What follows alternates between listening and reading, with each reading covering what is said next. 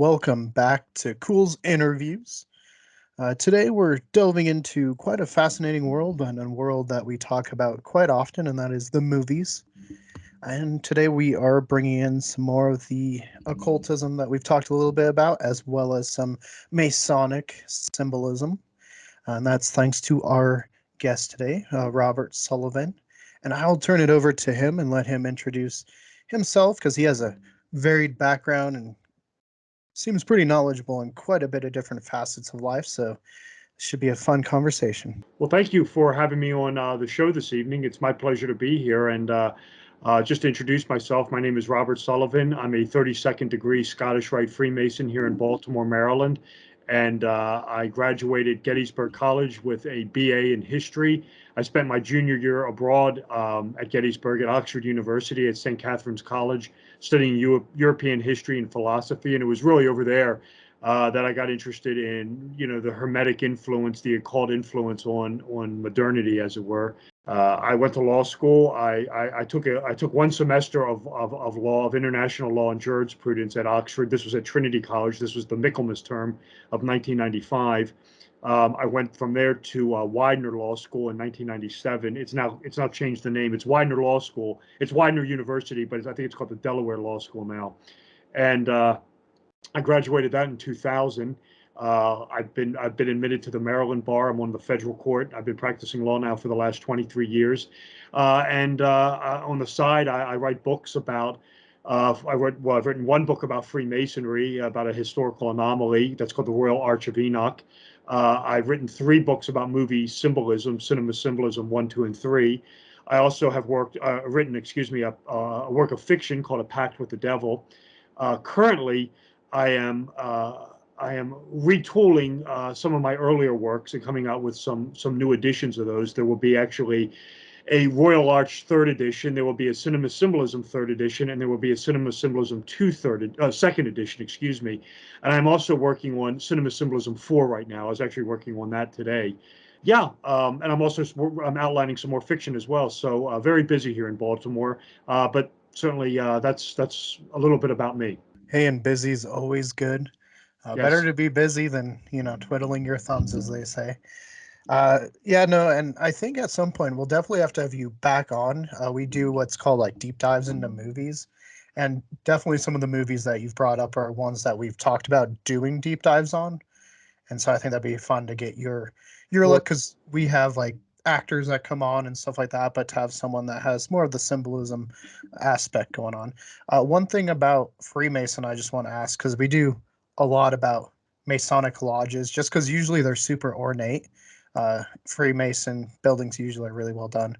But is 32nd like pretty much the highest you can go? I mean, I know there's 33rd, but I know it's super hard to get.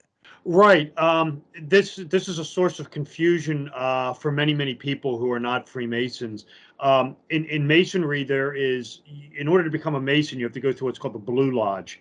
This is degrees 1, 2, and 3. And this is your local lodge. Mine here in Baltimore is Amicable St. John's Lodge number 25. It's actually the 3rd oldest in the state of Maryland. It actually predates the creation of Baltimore City. Um, After you do that, you could go into 2 high degree bodies. You could do neither, both, or one or the other. I went in, they're called the Scottish Rite and the York Rite. They have a very long history. In the Scottish Rite, it's degrees 4 through 32. The 33rd degree is honorary. You cannot ask to join it. It's by invitation only. So technically, numerically, the 32nd degree is as high as you can go. However, and this is what trips up a lot of people, and believe me, I know, as crazy as this is going to sound, the highest degree is actually the 13th in the Scottish Rite. It's called the Royal Arch of Enoch. The degrees are out of order.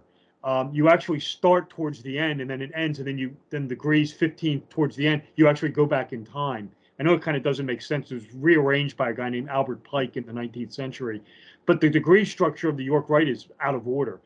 So actually, believe it or not, the 13th, 14th degree is sort of the end of the Masonic story, the end of the quote unquote Grail quest, the search for the Golden Fleece. In Masonry, it's the quest to find the lost word of a master Mason. This is the word that's lost in the Blue Lodge, but is ultimately recovered in the high degrees. The York Rite, which is another high degree body, without getting too complicated, runs parallel with the Scottish Rite. They run parallel. Let's just leave it at that. So those are the two high degree bodies, and again, they're totally optional. They're completely voluntary. You can join one, neither, or both. I'm in the Scottish Rite. I've never joined the York Rite. I certainly could if I wanted to. But yeah, that's really the way it works in Maryland. And when you become a Mason, I'll just add on that, conclude with this. There are other organizations you can join. You probably have heard of the Shriners. You see the ads for the children's hospitals all the time. Depending on what state you're in, there are a lot of like social clubs that you have to be a Mason to join, and they vary from state to state. The one here in Maryland that's very, very popular, or at least very popular with the lodge that I'm with, is Yed's Grotto. A lot of the brothers in my lodge joined that. I haven't, but yeah, there are like these little side social clubs that are Masonic that you can join if you want to. Again, it's all voluntary. Yeah, I've always found Masons pretty interesting. I've had a couple family members that have been in the Masonic, you know, different temples and stuff like that, as well as some that have been in the Odd Fellows as well. Sure. And so what is the ceremony kind of called? Because it was before my time, but my uncle, when we go put flowers on the graves in the Masonic section, he tells me about this little ceremony they came and did when they were burying him. Yeah, there are. I couldn't give you the specific name, but there are Masonic rites that they do with funerals. At each Mason, when they go through the lodge, the Blue Lodge, they're given a lambskin apron, white lambskin apron that you wear during the initiation, during the initiation ceremonies. You get it in the first degree, which is entered apprentice, and you wear it in the second half of the entered apprentice degree. Then you wear it in the fellowcraft degree, and then you wear it one more time in the Master Mason degree. And they will tell you at that point that's the last time you will wear it. You never wear it again. The next time it's put on you is when you're in your coffin, and they do a ceremony by placing this on you. When you go to the lodge, you're giving just a little cloth apron to wear, but the one that's presented to you in the entered apprentice degree, you wear 3 times through the rituals, and then that's it. And then you keep it, you safe keep it, and then it goes on you in your coffin. And there are various ceremonies and Masonic funeral rites and things like that. It generally has to be requested by the family, but it exists, no question about it. Yeah, I know my uncle was telling me about it the last time we went to the cemetery, and he said how cool and intricate it was, and it was Yes. really fascinating to watch. So, I mean, you've done Freemasons, and obviously a lot of their stuff is symbolism. I mean, National Treasure is one that you've talked about, but I think that's kind of one of the movies that really bring it to the forefront for the public. But for you, when you started writing these books, like where did you kind of start? Like what made the symbolism pop for you? Right. I mean, it really it started, or it started actually before I became a Mason. One of the things that I was very much into as a kid growing up, I was born in 1971, so I'm dating myself. Was, of course, being born in 71, of course, as a child, as a little boy, Star Wars was, the shit. I mean, it didn't get any better than that. When I was in high school years later, I mean, of course, I remember stumbling on Joseph Campbell's Hero with a Thousand Faces. And it was really then that you learn, at least for me, that the entire Star Wars mythology, the Star Wars universe, was just a retelling of all these ancient myths that had existed in the past, with the dark, evil overlord figure, the young hero who is, plucked from the populace to go on this adventure. He meets the hermit. There's the sacred feminine, the woman figure. There's sort of the trickster, huckster character, Han Solo. These are our archetypes that exist in mythologies beginning in day one.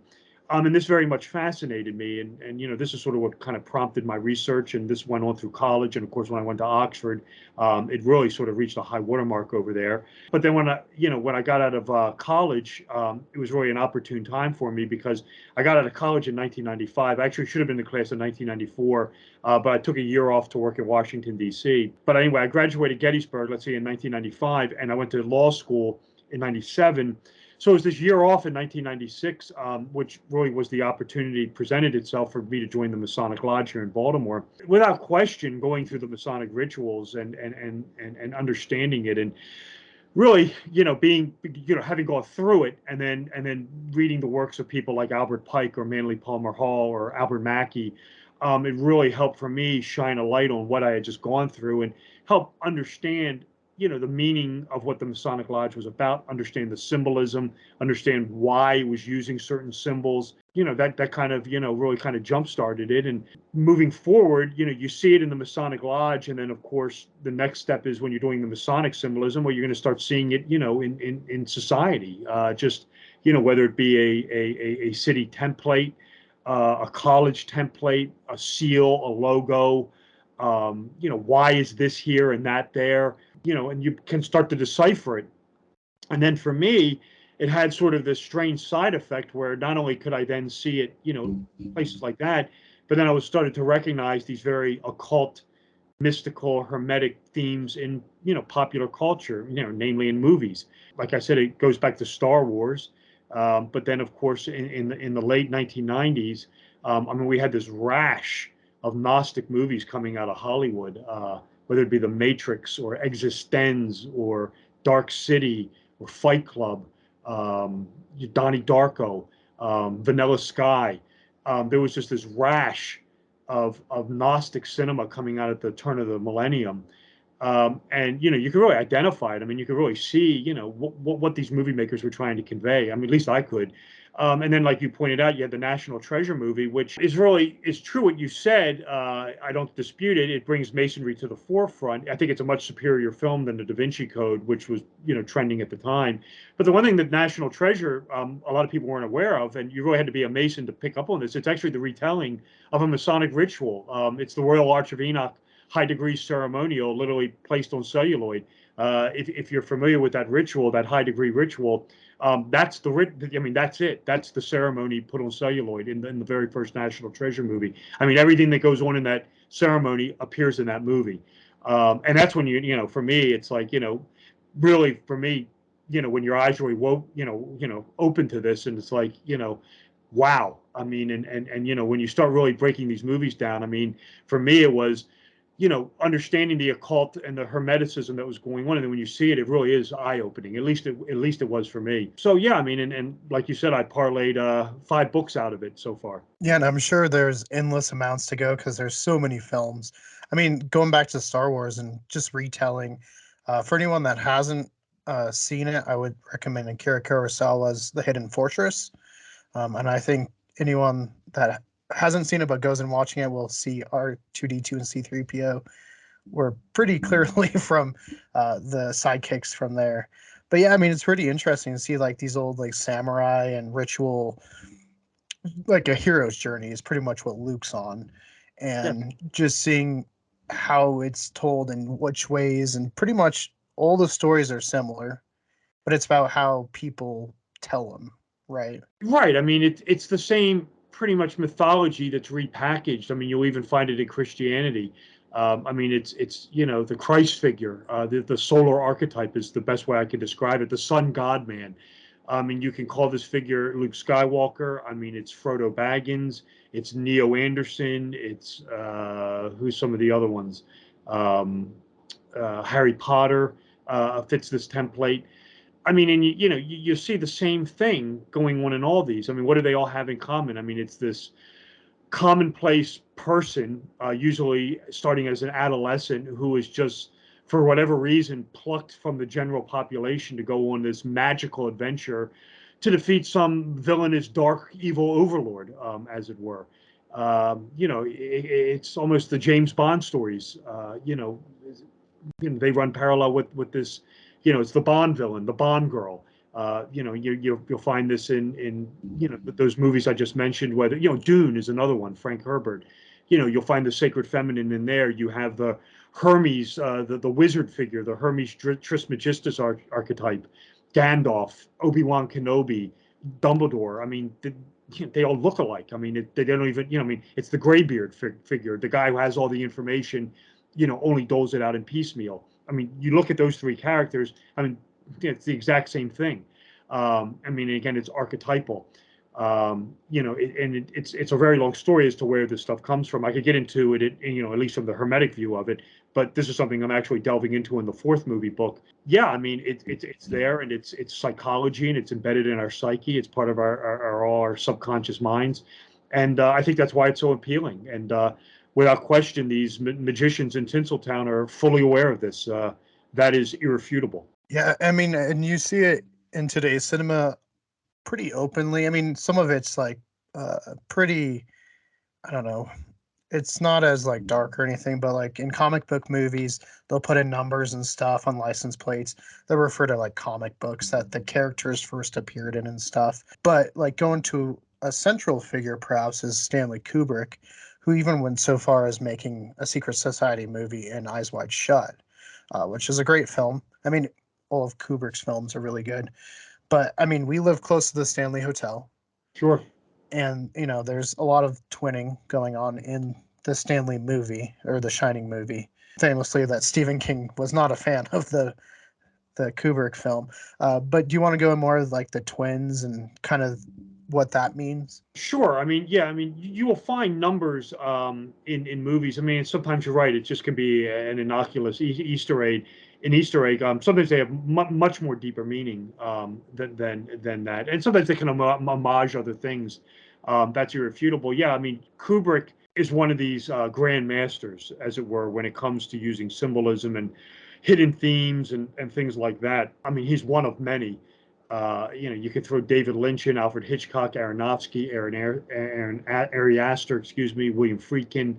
The adroit filmmakers really know how to do this, and without question, Kubrick is one of them. I mean, when you're talking about The Shining, there's just so many things going on in that movie. I mean, you have the repetition of all sorts of things. I mean, he repeats numbers. I mean, one of the numbers he repeats is the number 12. It's overlaid with very deep biblical meaning.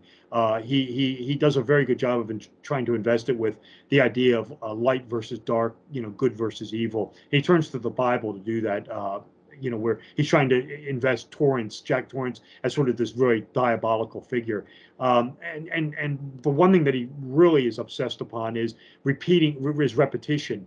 And the reason he is doing repetition or using repetition is because he is trying to convey, and not consciously but subconsciously, that the Overlook Hotel is essentially an Ouroboros. It's an alchemical snake biting its tail because everything is repeating itself. Everything is just happening over and over again. It's like a broken record. So what Kubrick does is he just repeats things, and he likes to repeat them he repeats numbers, he repeats things in doubles.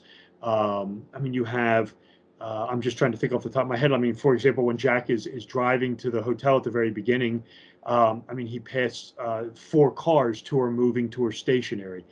You have the two sets of twins in the hotel, the two ghosts of the little girls, and then you have the two twins that show up with Stuart Allman when he's showing the Torrance family their apartment. The number 12 repeats. Jack, what is it? The room number 237. If you add it up, you get the number 12. Jack throws the tennis ball against the wall 12 times. He hits the door with the axe 12 times. Again, this is all repetition. There are more examples of this. They're escaping me right now, but yeah, it's again doubles. Jack says he has two tens, two 20s in his wallet. It's just a whole cycle of repetition in The Shining. And it's a very fascinating movie. I mean, we can, if you want to, I mean, it's up to you. We could get into the whole thing with the moon landing. That's equally as interesting. There is some very unique smoking guns with that definitely lend credence to the fact that, at least in my opinion, Kubrick likely had a hand in this, at least filming some sort of, footage of men in a sound stage somewhere leaping around on the moon, on a moon stage. Whether they went to the moon or not is debatable. They very well could have gone. The idea is that they couldn't film on the moon, so the government, NASA, hired Kubrick to film this footage of these guys in astronaut suits, hopping around on a sound stage. That is actually not as far fetched as it sounds, and clearly the Shining is the smoking gun movie on this, but there is other examples. There is other evidence to this that definitely kind of lays this at Kubrick's doorstep. Yeah, I mean, you have the Apollo shirt and everything showing up in The Shining, and then I think even in Toy Story, because they repeat the same carpet design in Toy Story, and then it's about rocket ships and stuff like that. So it's definitely interesting, and I'm more than happy to go more in depth in it. Yeah, a couple of the things that are documented is you're absolutely right. I mean, it's the scene where the little boy wears the Apollo 11 sweater. This Danny, he stands up, and this is the rocket launch, and then he goes to room 237. Kubrick had changed the room name or number in the movie. I believe it's 213 in the novel. It's something like that, maybe 217. But the one of the reasons why he changed it to 237 is in the late 1970s when the movie was made, the distance from the Earth to the Moon was 237,000 miles, so hence 237. What a lot of people aren't aware of, and this is absolutely true, is the movie that Kubrick made before The Shining is a movie that's set in the Napoleonic era during the Napoleonic Wars called Barry Lyndon. Mhm. And Kubrick was obsessed with filming scenes by that. Yeah, there you go. Was obsessed with filming scenes in that movie strictly by candlelight. Well, if you're familiar with movie making, it can't be done. A candle, light, a taper, a burning taper, just does not generate enough light to be able to film it. And inevitably, if there's a movie that's set, there's always a light off stage, off camera that you can see, and you can see the light shining in. Of course, if they blow the camera, the candle out, the light, they kill the light or whatever. You'll see this all the time. But Kubrick nevertheless wanted to film scenes in Barry Lyndon strictly by candlelight. Well, believe it or not, there were actually lenses that NASA had developed that allowed for this. They were brand new, and Kubrick went to NASA and they gave him these lenses, and he tweaked them a little bit. He tinkered with them, and he actually filmed Barry Lyndon using NASA lenses. The movie was completely shot using NASA technology. I mean, how is this possible? I mean, the question answers itself is, you know, Kubrick obviously had some sort of working relationship with them, probably going back to when he staged the moon landing. I mean, it makes complete sense. And NASA gave him these lenses without question. I mean, I don't know how many too many filmmakers can just run off to NASA and ask them for their most recently high tech lens, and they're just going to fork it over to them. I mean, clearly they were indebted to Kubrick somehow, and they gave them to him. And again, Barry Lyndon was filmed using NASA technology. It's fascinating. The other thing that I find very interesting with The Shining is, and this is something I delved into in my very first movie book, and it's really a fascinating, interesting subject, at least on my end. At least I think it is, and that is the use of, we talk about symbols and themes, and I always, when I'm on shows like this, I always talk that when these movies are made and they incorporate an occult theme or undercurrent or whatever. I mean, it's not just a symbol hanging on a wall. I mean, it can be costuming, it can be the music. I mean, it can be a story arc. I mean, a story arc can be occult. I mean, we turn to the monomyth. But one of the things that movie makers like to do is they actually will employ a certain actor or actress to come into a movie and invest that movie with some sort of pop culture valence, to transfer some sort of imagery from something earlier and embed it in the new movie. I talk about this, that there are numerous examples of it. At first, when I discovered this, I thought it was very rare. But I have discovered numerous examples of this. And I was just on Coast to Coast AM talking about this.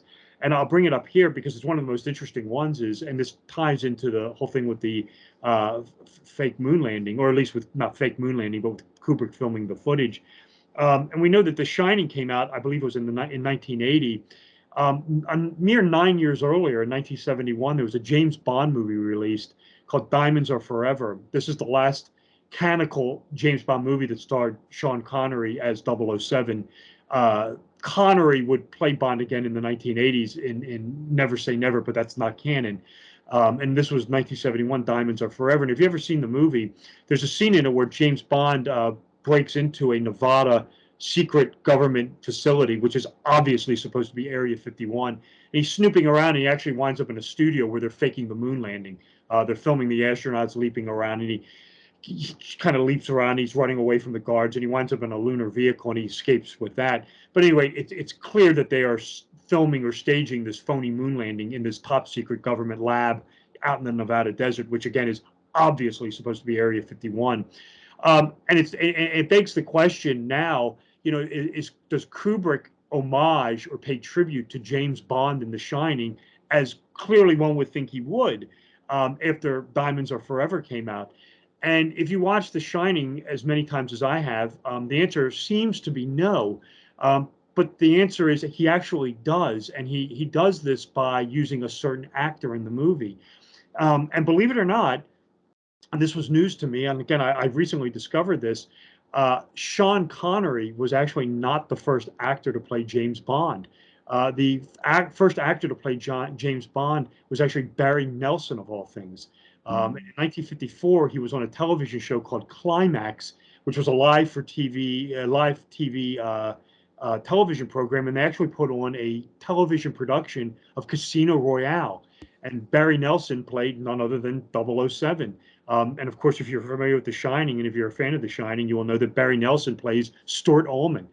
So, you have Kubrick using this specific actor to sort of pay homage to James Bond. And in my opinion, it's a clear reference to Diamonds Are Forever, where this fake moon landing occurred. And Kubrick is, again, with a wink and a nod, sort of telling the audience by using Nelson, hey, remember that James Bond movie called Diamonds Are Forever? I'm the guy. I'm the guy who filmed that footage. That's what I took away from it. No, very, very fascinating. And I didn't even think about that connection. Uh, Kind of off topic, real quick though. Talking about Sean Connery and secret James Bond stuff. Do you think The Rock is a secret James Bond movie? What, the movie with Nicolas Sh- Cage? yeah, by Michael Bay. Yeah, why? What makes you say so? It's been years since I've seen it. What, is Connery supposed to be like 007 in jail or something? Yeah, yeah, and where James Bond is the code name, and so he's locked away because at the end of his last one, canonically, he gets whisked away, and that's the year that he ends up in Alcatraz. His character.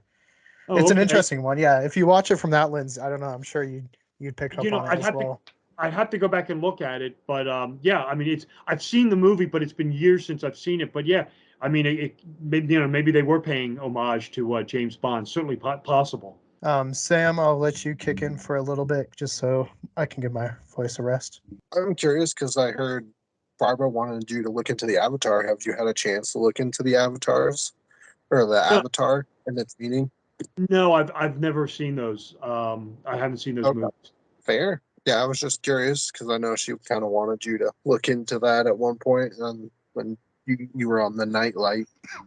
Yeah, it's just one of those movies that's just on the, I've just never I've seen pieces of the first one, but it's been years since I've watched it, and I haven't seen the sequel or anything. I think there is a new one out, but no, I've unfortunately just never made my way around to do any sort of analysis in depth with Avatar. Fair enough. Have you seen the new the Bowie movie? The Bowie movie.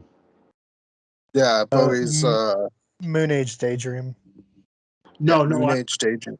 no, I haven't seen that. I haven't seen that either. Yeah, I would We definitely love to get your input on that one because it definitely, I mean, there's a lot of flashing symbolism popping up here and there. And we all know David Bowie's like interest in the occultism and Aleister Crowley and how he dressed up as Crowley from time to time in his productions and stuff like that. Sure. Yeah, no, yeah, I haven't seen any of them. it's definitely really really interesting. I mean, it was a definitely interesting movie. But no, I mean, I thought it was fascinating hearing about all the movies and all like their like connections and that, and then you talk about the masonry as well because like we have lots of buildings out here in Colorado. I mean, given because they're kind of in every state, but they always look. I don't know. They just look so much more unique compared to every other building around it. Yeah, I mean, It's they definitely can be imposing. Certainly, they neoclassical architecture. The Grand Lodge here in Maryland is actually they actually import. They was actually it's part of what's called Bonnie Blink, which is a retirement home. It was a giant castle. I think they imported a lot of the stones from Europe. I think it may have been a castle in Europe that they basically brought over here, stone by stone. And the Grand Lodge of Maryland used to be in Baltimore City, but they moved it I believe in the late '80s, early '90s, up to where it is now, and it's behind Bonnie Blink. It's a whole huge lodge complex, and there's a museum in there that's fascinating. I mean, it has some wonderful artifacts in it, and it's not easy to get into. Even as a Freemason, it's not easy to get into. But no, yeah, there's all kind of when it comes to masonry. I mean, I know the Grand Lodge in Philadelphia. Um, I think it's right in the heart of the city. I've never been there, but I mean, they have all sorts of unique items in there. I mean, I know they have part of George Washington's coffin. The one here in Baltimore, or outside Baltimore, has locks of hair of Benjamin Franklin, George Washington. They actually have the desk from the Annapolis State House where George Washington resigned his commission on, which is, I remember seeing it. And I said, how is this thing not in the Smithsonian or at least the Maryland Historical Society? And they said, no, we have it. And they put it on loan all the time. But, yeah, I mean, there's Masonic museums that have really, really, unique stuff in them. The one here in Maryland, I'm a Mason. Even for me, it's not easy to get into. Interesting. I kind of want to see which ones we have here in. We have a Masonic museum here in Colorado, and go check that out. Yeah, it would probably be part of the Grand Lodge, and if you're not a Freemason, good Won't luck get getting in. in. That's all I'll say. Fair. Yeah, I know. I saw oh, what's his name? Brad Metzler's Decoded. They went to the one in DC, and because they were talking about the hidden what is it called? The block keystone. And they have pieces of different stone in that one. But the museum looked really, really cool. But you're saying, have you ever been to that one, the one in DC, or even that one's hard? No, I've never been to the Scottish Rite Temple in D.C. I've been to the one in Baltimore, of course, and I've been to the Grand Lodge here in Maryland. Obviously, that's where my lodge is. But no, I've never made my way into the one in D.C. I just never have. Yeah, and I think kind of switching over to DC and Masons. I mean, obviously, though George Washington was like New York and Philadelphia, a lot of our founding fathers and early presidents, not even just early, but a lot of presidents have been Masons. Do you think that's a just coincidence, or do you think there's a reasoning behind that? Well, this is something I delve into in the Royal Arch of Enoch book. And what I propose in that book is, that I believe that the United States is really a Masonic republic. Everything in the country, well, I shouldn't say everything in the country, but the founding documents are Masonic. The separation, the triple division of government comes straight out of the Blue Lodge. Um, it's no surprising that a lot of the founders were Masons. I mean, and the reason for that is when they were crafting this country and creating it, essentially they knew what they didn't want, and that was they didn't want a monarchy, and they didn't want some sort of Vatican-style organization, a national religion. They didn't want that. So, they're all members of Masonry. What organization are we members of that is somewhat, that is democratic, has voting, and has, no religious requirement outside of a belief in a supreme being. You can be Jewish, you can be Muslim, you can be Christian, as long as you can believe in a supreme being. So it's like, oh, Freemasonry. So let's just craft our new country after that.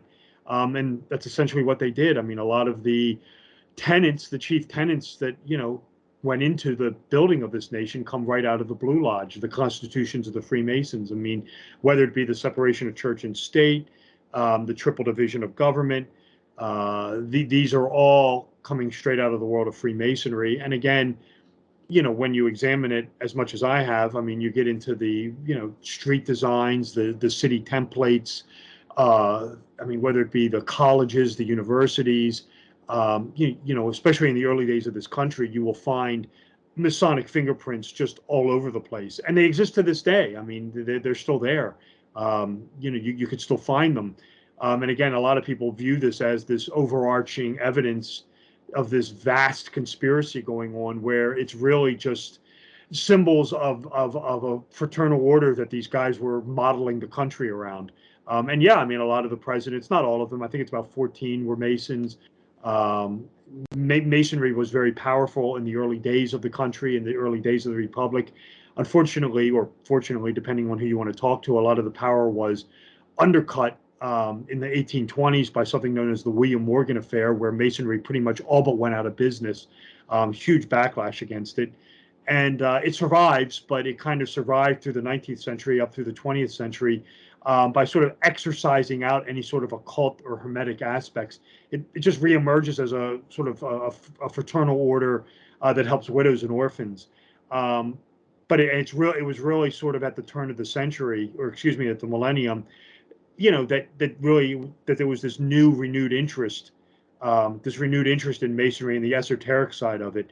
And again, this was a very deep topic that my very first book explored, The Royal Arch of Enoch, where I get into a lot of the Masonic symbolisms, the philosophies, both in the Blue Lodge and the high degrees, and how the country, the United States, for lack of a better word, is just modeled around these rituals and these Masonic philosophies. I think personally for me, it's pretty irrefutable. Yeah, and I think a lot of time people, like you said, kind of just blame the Freemasons for everything, just because they don't understand. Obviously, it's secret, but they tend to push blame. You'll hear that a lot. Oh, it's the Masons, or it's the Rosicrucians, or stuff like that. Um, but kind of going back to the Masonic beginning, they were really kind of just putting their trademark on stuff so people would know who built it, right? Well, this is something we don't know. We don't know the actual origins of Freemasonry are lost to history. We don't know where it comes from. Depending on who you want to talk to, Freemasonry is the Roman Catholic religion. It's a creation of the Knights Templars and is pure Roman Catholicism. Other people will tell you it's the pagan mystery schools, the mysteries of Osiris and Eleusis, the Eleusinian mystery religions, the cult of Mithras. You get into the whole thing with geometry, with the rising and falling of the Nile, and it's Egyptian in origin. Some people will tell you the first thing that God, when he created Adam and Eve, was to teach Adam Freemasonry and the occult, and the fig leaf is his Masonic apron. There's no end to this. We don't know where this stuff comes from. And of course, then you get into the whole thing where this gets really muddled is, you have the operative masonry, the actual cathedral builders and the actual stone masons who are using these mysteries and the geometric techniques, that seem to be coming out of nowhere, that, seem to be popping up in Europe after the Templars returned from the Holy Land. What are they bringing back with them? What are these secrets of the geometry? We have all these alignments with the solstice, the equinoxes, things like that, with the churches and things. So, where Freemasonry, quote unquote, actually comes from, we don't know. It's open to debate. Depending on who you want to listen to, there's numerous explanations for it. The official history is it comes onto the scene on June 24th, 1717. That date is no surprise. The whole Masonic Lodge is modeled around the sun. Everything from start to finish in the Masonic Lodge is a solar symbol. And of course, June 24th is Midsummer, the feast day of John the Baptist. This is when the sun is at its apex in the northern hemisphere, when the daylight is at its longest. So, of course, this is, when you would, found Freemasonry. If you want to draw down solar energy, you would do it on the longest day of the year, June 24th, midsummer. Again, it's a very difficult question to answer, because depending on who you want to talk to, there are legendary histories of Masonry that take it back, through the stone guilds, the medieval stone cutters, to Egypt, to the Bible. Then you got people who tell you, no, it's all Catholic and it's all the Knights Templars. Then you get into the Rosicrucians, the Proto-Masons, and then you get into the whole thing with the Jesuits and the high degrees and of the Masons, a reaction to the Jesuits that definitely has credibility on that. It's a very complex history, and it's multi-layered. It's fascinating because, in my opinion, I find it very interesting. One of the things I really like about Masonry and studying it and writing about it is, it touches on everything. It touches on politics, it touches on philosophy, it touches on literature, it touches on pop culture. It touches on the occult, sorcery, magic. I mean, you look at the Masonic, lodge ritual. I mean, it's death and rebirth. It's Gnosticism. It's you can even call it alchemy. You have the candidate who is dead and reborn. You could say this is necromancy. So it really touches on a lot of different subjects. I mean, it has Christian elements in it. It has Kabbalistic elements. It has Islam in it, believe it or not. So, that's one of the things, in my opinion, that just makes it such a, awesome topic to talk about is, how many things it incorporates, and not only incorporates, but then goes on to influence. Like I said, it's just really a deep subject matter. And if the listener of this video is interested, by all means, check out my first book, The Royal Arch of Enoch. I get into a lot of these themes and subject matters in that book. Well, and who better to hear it from than an actual Mason? Because I know there's tons of books written about Masons that are written by people that aren't Masons, and they're just kind of spewing myth and stuff like that. Of course, yeah, that's true. But of course, then the problem that I'm always up against is they'll say, "Oh, well, he's a Mason. He's covering for them. He knows this is all Luciferianism and this, and we can't trust him." So for me, it's a double-edged sword. I've been involved with it in 4 years. I've been involved with Freemasonry for 30 years, and I'm thankful for my membership because I can state emphatically that my books would not exist but for my Masonic Lodge membership. And I certainly would never hide my Masonic membership. I'm always out in the open with it because if I didn't do that and I wasn't honest about it, then they say, oh, he's lying. You see, he's just covering. I mean, I present the information as best I can. And yeah, I mean, I'll be the first to admit it.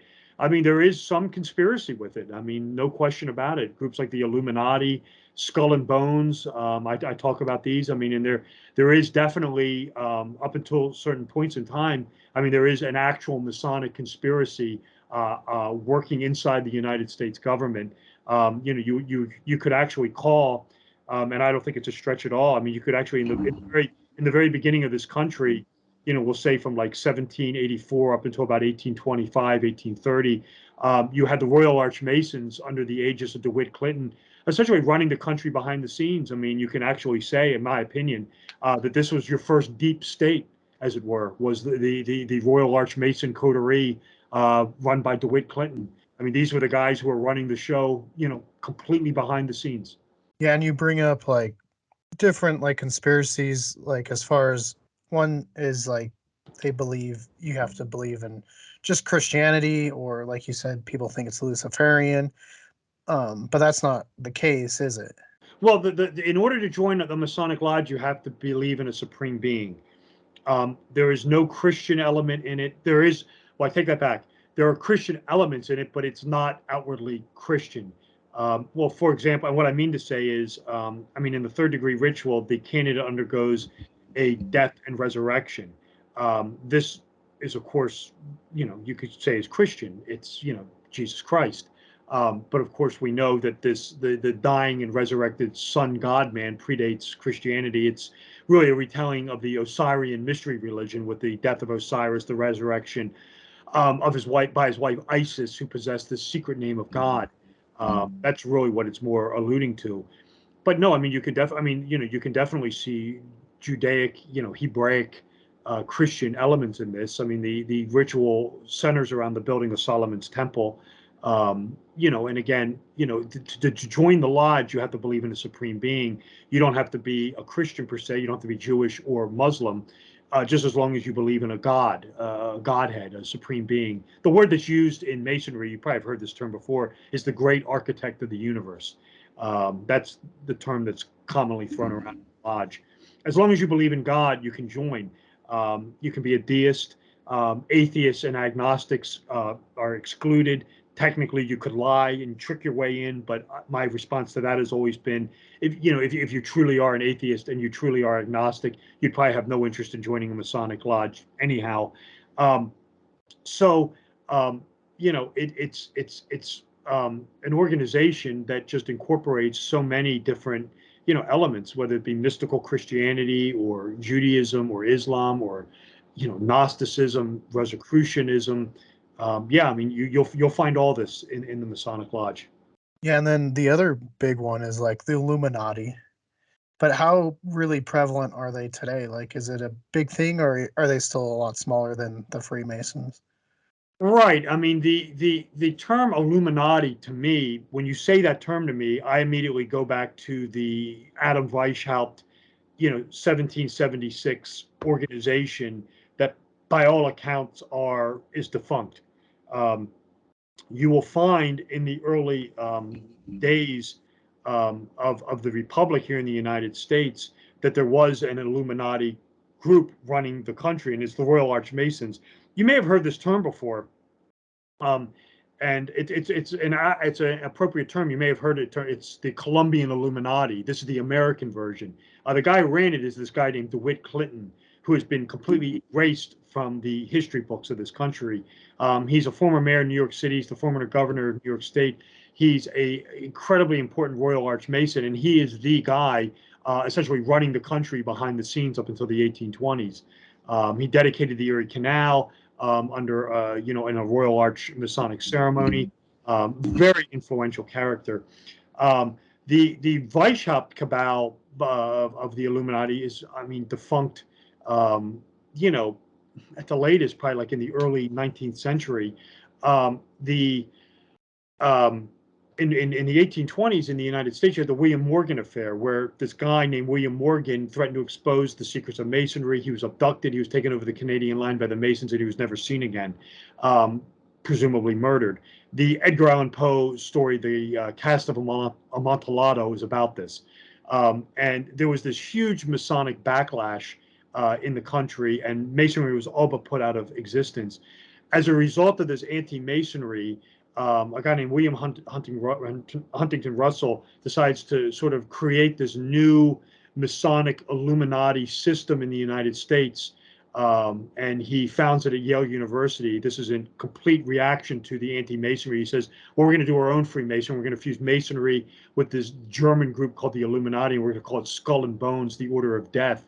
And this is still in existence today. And this is kind of the closest thing you will probably find to the this quasi-Masonic, Illuminati group, coming out of Yale University. It's not the only secret society there. There are two others that no one's ever heard of: the Wolf's Head and Scroll and Key. But of course, Skull and Bones gets all the, gets all the attention. And yeah, you always see. And this is true when it comes to the secret societies, whether it be Freemasonry, even like the Rosicrucians, you always find, in the intelligence agencies, sort of the secret society influence. I mean, CIA was founded by Skull and Bones. The FBI was founded by the Freemasons. J. Edgar Hoover was a Mason. FDR was a Mason. So the closest thing now, when you say the word Illuminati to me, I go to Weishaupt's cabal. If you want to just use the term to reference like global elitists, like the Davos group or something like that, I mean, that's fine. I mean, I don't have a problem with it. But when you say Illuminati to me, I think of Adam Weishaupt, the 1776 group, which is pretty much defunct, pretty much revived, at Skull and Bones, things like that. But as far as Weishaupt's actual group, I don't think that's around today, but you can clearly see its philosophy and its fingerprints, moving forward through history. And again, you'll find it with groups such as Skull and Bones, places like that. Yeah, I always like the story of how he came to actually found the Illuminati, because he couldn't afford it and the Masons. But I want to know one thing too. Do you think the show Oak Island has brought the Masons back into the public light even more so than National Treasure? Well, I was actually on the Oak Island show twice, talking about this, and it's I don't know if it's really brought it back to the forefront. There is some evidence to suggest that the hidden treasure there, if it's there anymore, I have no clue. But you will find parallels with the hidden treasure underground in the subterranean treasure vault, and you will find this parallel with this high degree ceremonial called the Royal Arch of the Royal Arch of Enoch, which it has a very complex history, and it's very fascinating. Like I said, it's really the ultimate end all be all of the Masonic rituals because it's the recovery of what's lost. If you want to see the ritual on the big screen, watch the first National Treasure movie. That's the Royal Arch ceremonial. But yeah, I mean, It's certainly possible. It's probably unlikely. The idea is that the reason that you'll find these Royal Arch of Enoch parallels is because the Knights Templar were there, and they hid this treasure there that they had, whatever it was, whether it be actually monetary treasure or secret knowledge or what have you, and the whole Royal Arch ceremonial and the high degrees are steeped in Templarism, Jesuitism. So that's the whole sort of concept behind it, is that the Templars were responsible for the treasure at Oak Island. I mean, it's an interesting theory. How I was on History Channel twice talking about it, how valid it is. I think it's valid, but how true it is or how provable it is, that's speculation. Yeah, especially with like if it is all flooded, it's got to be super hard to get down there anyway. But Yep.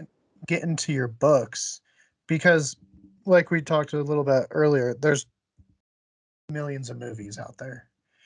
And sometimes there's symbolism in there that perhaps the author, or not the author, sorry, the director didn't mean to put in there. Like one that we see is Gore Vidal in his Billy the Kid movie, where when Billy dies, there's no blood, and so people were taking that as, oh, he was saying he was pure of heart, blah blah blah.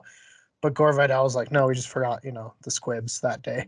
So how do you pick the ones that, is it repeat offenders in movies? Is it repeat offenders in directorial, like filmographies? Like, how do you pick which ones make your books? Well, it's really the movies pick me. I'll put it to you like that. It's if I see it. I mean, it's no other way for me to describe it. If I see things going on inside the movie, that I know are that have this hidden meaning to them, um, then I know kind of what to look for, and I can pick up on different things. It's a methodology. It's hard for me to describe, but I mean, without question, certain filmmakers are very expert at this. I mean, like I gave you some earlier ones, some names earlier on. Those guys are very very adroit. With this material.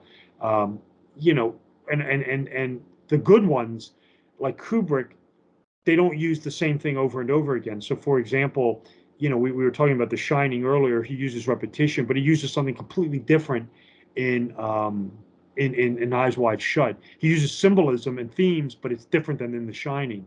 The one thing Kubrick loves to do more than anything else, and I'm not sure why, is repetition.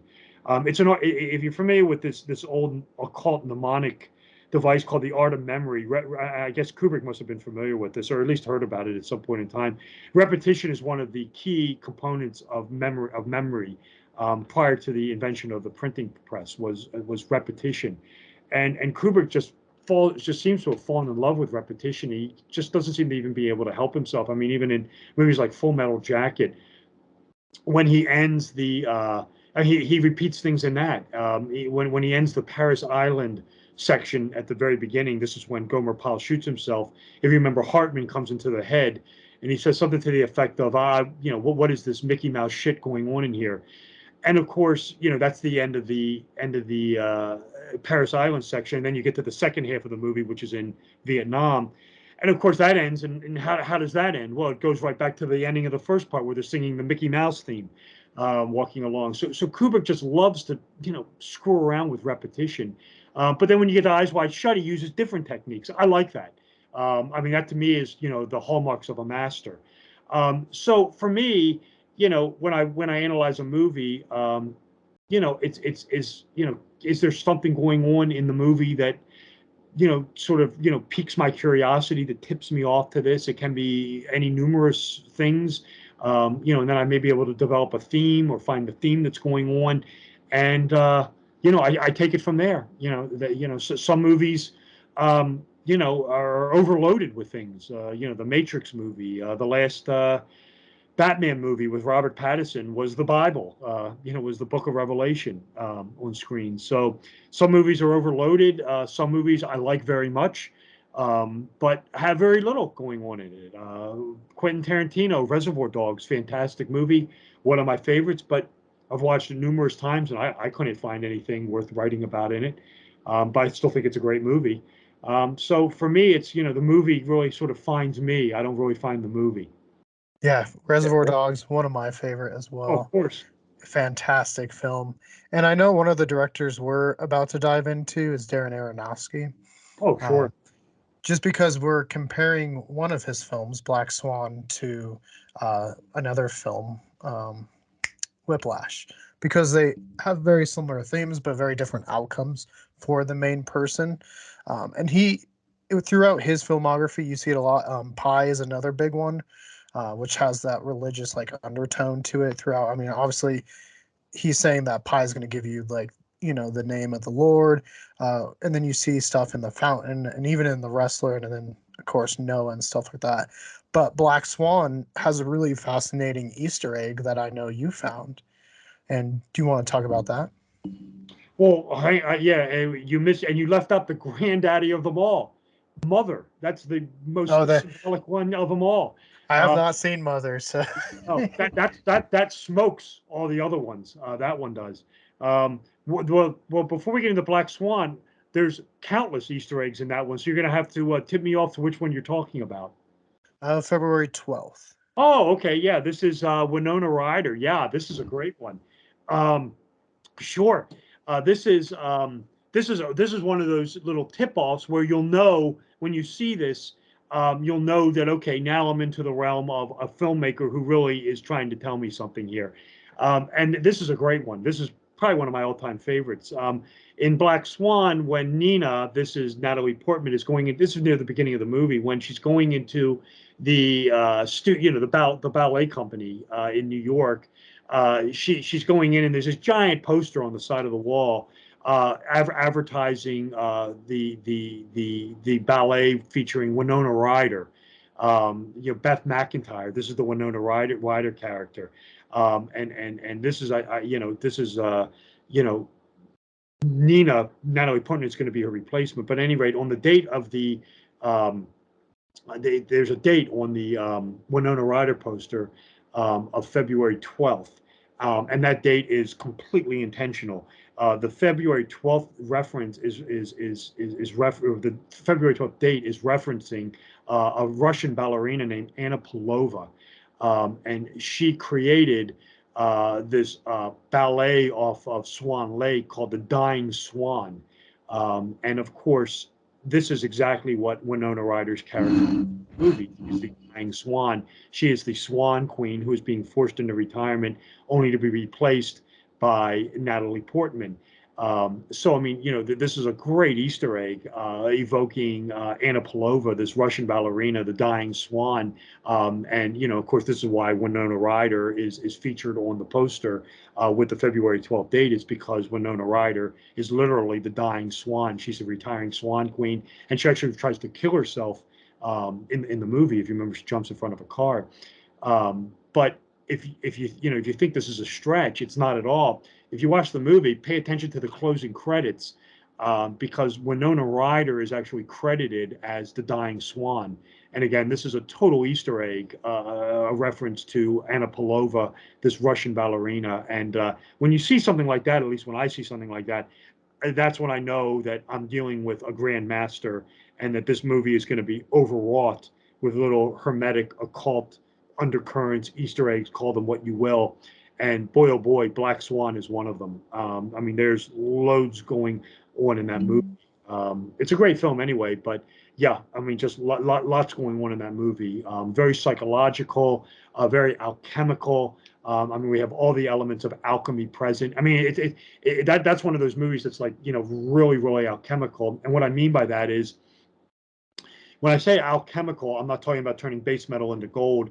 When you talk about an alchemical film, Goldfinger aside, it's really the transition of the self. It's the person starting as one thing and then turning into something else. And you'll find this alchemical theme in The Shining, where Torrance starts as sort of this eccentric father, failed writer, and turns into a psychopath.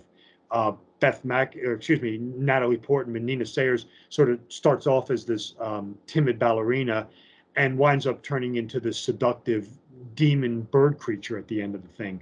What makes Black Swan so unique is a lot of times the alchemical transition is psychological, like with Torrance.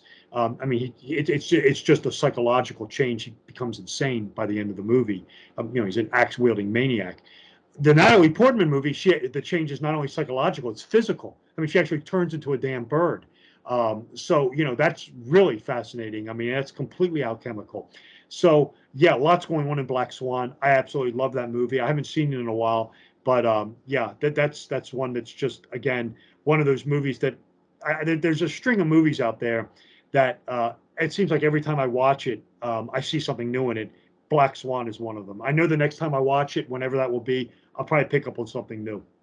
Yeah, no, Black Swan's an interesting one. And you talk about repetition. I mean, it kind of repeats the fate of the first ballerina with Portman because, her fate at the end of the film is, stabbed in the midsection, um, just kind of by going crazy. And this is where it differs from Whiplash, where Whiplash, he actually escapes that and he doesn't go that far, even though he has a self-destructive personality traits where he's cutting his hands and just beating on the drums and stuff. Another interesting one, and I don't know how much. I mean, I'm sure there's tons of symbolism. Is Birdman? Yeah, I've never seen it. I've never seen Whiplash either. So Oh, yeah, no, I'd have to check them out. I've never seen Birdman either. yeah, Birdman. I mean, Sam can attest. I just had him watch it for the first time. It's an interesting film for sure. Definitely is. I'm still trying to figure out What happened? basically whether it's not it was all an illusion or it was actually happening. I like films like that. Well, I'm even though I sure. haven't seen Mother, do you want to talk about some of the symbolism there? Sure. Just briefly, I mean, if you haven't seen it, it won't spoil the movie, but it's very Gnostic. This is the Valentinian strain where you clearly have the Javier Bardem character as him, which is obviously the demiurgic creator. The Jennifer Lawrence character is Sophia, Mother Nature. One of the things you want to, pay attention to in the movie. I won't get too much into it because if you haven't seen it, you haven't seen it. But if you watch the movie, pay attention to everything is eight-sided. Everything in the movie is eight-sided. The doorknobs, everything. I mean, the number eight is all over the place in that thing. And if you're familiar with Gnosticism, Sophia, this divine goddess figure, who is the Jennifer Lawrence character, within Gnosticism, there's this sphere of, I guess, what you'd call hermetic purification, this super celestial sphere known as the Ogdoad. This is the eighth sphere, and this is where Sophia lives. So, of course, in Mother, everything is eight-sided because Jennifer Lawrence mother is Sophia, and of course, this is why everything is eight-sided. It's a reference to the Ogdoad coming out of Gnosticism and Hermeticism. Interesting. So, what's the symbolism behind the pattern on the Overlook Hotel? Because I think it's six sides and not eight, if I believe. Yeah, no, I've never actually looked into that. I know I've never really looked into the symbolism of the carpet per se. The carpet, I can tell you this: if you ever watch a movie, the movie Midsommar, Hmm. uh, with that's one of Ari Aster's. Is One of that the the things, Florence Pugh one? yes, Okay. yes, yeah, there's some homages in there to Kubrick.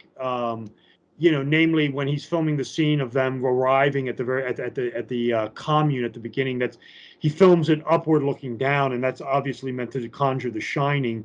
When Jack is driving to the hotel, and then again, you have the four sort of Westerners.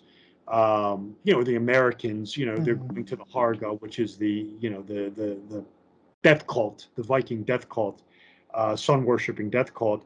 One of the things is they're very isolated, they're very cut off from the real world. So again, Ari Aster evokes The Shining. If you watch the movie, take a look when Florence Pugh's character Danny is sleeping in the bunkhouse. The pattern on her cover is the floor pattern from The Shining's carpet. Oh Um, wow, I didn't notice that one. Oh yeah, yeah, yeah. Pay attention. You'll see the carpet is the floor pattern from the carpet on The Shining is on the blanket in Midsommar. Just a nice little nod by Ari Aster to Kubrick there. I thought that was a really good one. And again, the idea was because the Torrance family was so isolated in the Overlook, it's conveying subconsciously that Danny and her fellow compatriots, are kind of isolated there in the Harga, solar death cult. I love Midsummer, or Midsommar, very creepy movie. But I thought it was excellent film. Yeah, it's definitely well shot, and I think one of the films that got Florence Pugh really to the mainstream Something like before. that. Yeah, yeah, Or no, The Wizard of Oz, right? mm, Midsummar's just a remake of The Wizard of Oz, right? yeah, and we'll get to the Wizard of Oz because that, I mean, we've some of us, I'm sure, if you get into history or you listen to a ton of stuff about presidents, you kind of see the analogy to the 1896 election with McKinley and Bryan, where obviously That's the cowardly lion is Bryan and stuff, and the silver states are obviously Kansas was at one of these silver states, and the author's home state of Iowa. So do you want to go in depth sure. yeah? Yeah, absolutely.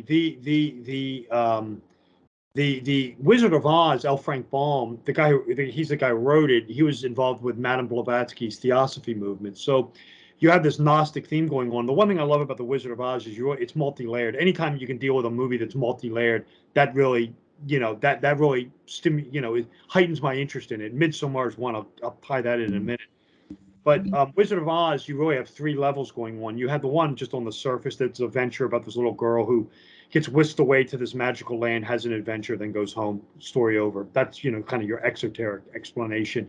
Then you have the political allegory, which you were hinting at, which is the Wizard of Oz is William McKinley, the Emerald City is paper money, the Yellow Brick Road is the gold standard, which leads to the creation of paper money. That's why it's green. You get into right. You're absolutely correct in the book. It's the free silver movement. That's why in the novel the slippers are silver, not rubies. And you get to the idea, like you said, the Cowardly Lion is Williams Jennings Bryant. These were McKinley's political opponents. You can also tie in Eugene Debs, the socialist, to that. The Tin Man is the American laborer. The Scarecrow is the American farmer. Williams Jennings Bryant was a teetotaler. That means he didn't drink alcohol. This is where the name Toto comes from, teetotaler. That was kind of interesting. So we have this allegory of sort of like you said, late 19th century, very early 20th century American politics. I mean, for example, I'll just give you this one. I mean, you're probably aware of it. The Tin Man is rusted out; he can't move. This was a reference to the recession, I believe, of 1896-97 that laid off thousands of workers. They were eventually put back to work by the oil companies, J.P. Morgan, Nelson Rockefeller, Standard Oil. This is why in the movie, in the novel, to get Tin Man mobile, you have to oil him up. It's a reference to the American laborer going back to work with the oil companies, and again the Scarecrow, the American farmer.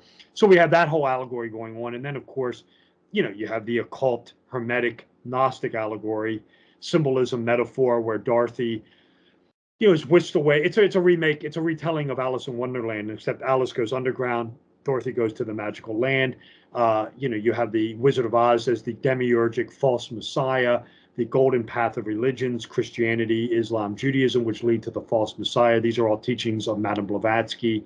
And of course, she gets there, and when she finally gets there, to Emerald City, this is when she has her Gnostic awakening, which is for her, there's no place like home. And then she gets whisked away back home. So the Wizard of Oz, from a Gnostic standpoint, is Journey of Self. It's a coming to age movie where Dorothy is having this reckoning of self. She's coming to understand herself. And for her, it's the real realization that there's no place like home. So you have this Gnostic journey of self, to know thyself, as it were, which is, the motto of, the inscrawled on the Temple of Apollo. It's a Scottish Rite logo in Freemasonry. To know thyself. Um, you watch Midsommar, right? I mean, this is kind of like a macabre remake of The Wizard of Oz. We have Danny as Dorothy. She has the three male companions, and of course, they're the same as the three. The one is a moral coward, Christian. The other guy's the scholar. Who has the brain. It's kind of like a reversal of it. And then, of course, Danny at the end, has the same thing. She has her sort of Gnostic awakening, which for her is that she wants to stay in this death cult, as it were. So and I liked it. I liked that the little tip off with this was when they're flying to the Harga. the plane turbulence. The plane, has this turbulence, and it kind of doesn't make sense. I always thought that to me was a reference, an homage to the tornado from The Wizard of Oz. The turbulence on the airplane. Was Ari Aster was trying to tell you, hey, I'm remaking the Wizard of Oz here, and he tips this off a couple times in the movie at the very beginning um, when you watch it, when they're at the party. You'll find a picture of Ray Bolger as the Scarecrow hanging on the wall. I think it's on the refrigerator behind him. This is kind of a little homage to the it's the Scarecrow from The Wizard of Oz, and then the one character actually winds up as the Scarecrow being stuffed with the straw at the end of it. So I really liked what Astor did. What what what I like about Midsommar is the same thing I like about The Wizard of Oz. It's very multi-layered. You have to analyze it through this sort of occult hermetic lens, and then you get into the whole Wizard of Oz aspect. And then when that's all done, you have to go back and then analyze the runes going on in Midsommar, because they tell a story also. So again, a very complex movie, but it's one I liked very much, and I like Wizard of Oz also. Again, anytime a movie's multi-layered like that, that's really something I could sink my teeth into. Yeah, no, and I've always kind of laughed at the people that are like, "Oh, it's just about concussions and stuff like that," and all that was just a dream. And I'm like, well, back in the 1800s, 1900s, it wasn't against the time for people to openly mock the government in kind of a secretive way like that. And so I think most of the time, if people listen to like presidential stuff, they can make the connection. I mean, the Emerald City's Washington D.C., and he's running the strings, but he's not old powerful. He's actually kind of weak, and you know, but Sure. McKinley's one of our assassinated presidents. Um, and there was another pretty famous one, obviously the most controversial as far as conspiracy theories goes, JFK. It's Yes. something we've covered a couple times on the channel, including our Dealey Plaza. But there's that mystery of what happened to JFK's brain. So do you want to talk about that a little bit? Absolutely. But no, I was on Coast to Coast AM talking about this, and I had a friend of mine who is deceased, and this was many years ago. We were talking about the Kennedy assassination, and he apparently knew someone, he or she, I should say, because I'm not going to name this person, had a Kennedy, if was friends with a Kennedy family insider, and this person told me right where the brain was, and I had no reason to disbelieve this person. I believe them to this day. And the story that this person related to me was, and it makes sense. I should predicate the story on that. I have no firsthand knowledge of this. I'm a lawyer, so I'll be the first to admit this is hearsay testimony. But again, I have no reason to doubt it. It's what I believe. A person can listen to this and take whatever they want. If they don't want to believe it, that's fine. But at any rate, the story that was told to me was that in 1967, President Kennedy's body was moved in Arlington. This isn't speculation. It was moved from one location to the other. It wasn't moved that far, but it was moved to where it is now, under the, with the torch burning and stuff like that. This person relayed to me that when Kennedy's body was being moved, his brother, Robert F. Kennedy, the former Attorney General, went into the National Archives, which is where the brain was being kept as evidence, apparently in some sort of glass, you know, terrarium, I guess, a glass container, jar in a formaldehyde, whatever, removed the brain from the National Archives and put it in his brother's coffin. And it was subsequently buried with JFK at Arlington National Cemetery when the body was moved in 1967 to where it is now. That's the story that was told to me. That's where the brain is. And I asked this person, why did RFK do this? Why did Robert Kennedy do this? And the explanation that was given was that was told to me was Robert Kennedy was deathly afraid that the brain was going to find its hand into of a P.T. Barnum type character, and it was going to be put on display. And he was mortified of this proposition, that the brain, or at least a part of it, could find its way into the hands of a private collector, a showman, a P.T. Barnum type, and it was going to be put on display for public consumption. Again, this terrified Robert Kennedy, and this is why he removed it surreptitiously from the National Archives. And the story, again, that was related to me, you can believe it or not, you can choose not to believe it, was that Robert Kennedy took the brain, put it in his brother's coffin when it was being moved in 1967, and thus, ergo, the brain is now buried with John F. Kennedy in Arlington National Cemetery. I mean, I don't see why that story is super hard to believe. I mean, it's not super outrageous, and we've seen people making money off of purported John Wilkes Booth mummies, so not super hard Yes. to believe. Yeah, S- it was what was told to me, and like I said, I have no firsthand knowledge of this. It was a story that was related to me, but the circumstances that it was told to me and by whom it was told to me, I have no reason to disbelieve it. But again, a person can make of it as they will. no, That'd I be really weird to see a brain on like display somewhere. Just, I mean, I wouldn't put it past us, but it'd still be very like interesting if it was just like, all right, here's JFK's brain, and it's just like that. What? I mean, the Jesse James Museum has like his skull like recreated on display. Yeah, and what we talked about Yeah. earlier, Skull and Bones at Yale is supposed Mm. to have the skulls of Martin Van Buren, Pancho V, and Geronimo on display for its brothers. So Sam, before we wrap up, any movies or anything you want to touch on real quick? Not that we haven't already mentioned at this point. And if I remember some, I'll save it for the next time. Yeah, no, we'll definitely have to have you back on, Robert. This has been great. I know we focused a ton on Freemasonry at the beginning, but I love Freemasons, and we've never been able to actually talk to someone that's in Freemasonry. And so this was an opportunity I could not pass up. oh no, I have no problem talking about Freemasonry. I wrote a 700-page book about it. So whenever I come on a show, whatever the host wants to delve into, I've done shows exclusively on Masonry. I've done people who've said I don't want to do the Masonry, I just want to do the movie stuff. So I have no problem with any of it. Ask me whatever you want. If you want to focus on one more than the other, that's fine with me. That doesn't bother me at all. Yeah, I mean, I was yeah, fascinated by both. What was that? I was definitely fascinated by both of them.